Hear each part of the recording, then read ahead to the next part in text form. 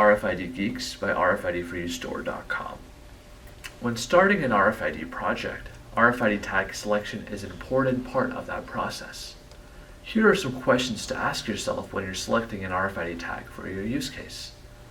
First of all, the first question to ask is, what are you looking to track? And what is the impact of RF on that material? Some common materials where we may see impact are metals, where we see reflections, as well as liquids, where we see absorptions. So, some things to ask yourself are, if I'm looking to track metal assets, are there any specialty RFID tags, such as on-metal RFID tags, that I should be looking to leverage?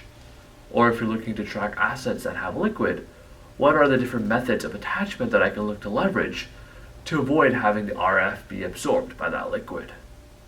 In addition, some of the questions you'll want to ask yourself are, how far away would you want to read the item? Because this is going to help decide what type of RFID tag you want to choose.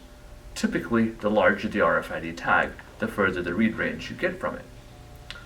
Other questions you'll want to ask is, how will you attach the item to the asset you're looking to track? Some common methods of attachment include adhesive, using a rivet to attach the item to the RFID tag, as well as by embedding the RFID tag into an item. Other questions you'll want to also ask yourself are, what environment will the item or asset go through? Because this is the same environment that your RFID tag should be able to sustain. Some common things to look out for are high temperature, high humidity, as well as being able to go through prolonged business processes. Other questions to ask yourself are, when will you attach the RFID tag as part of your business process or as part of your supply chain, and who will be responsible for that? As part of that attachment, some questions to ask yourself include, where on the item will you attach the RFID tag?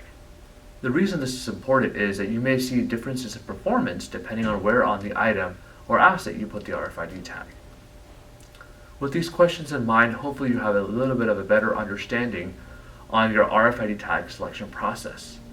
If you require any other further assistance on your RFID projects, feel free to reach out to us or check out the RFID Geeks section on RFIDFreeStore.com. Thank you for watching.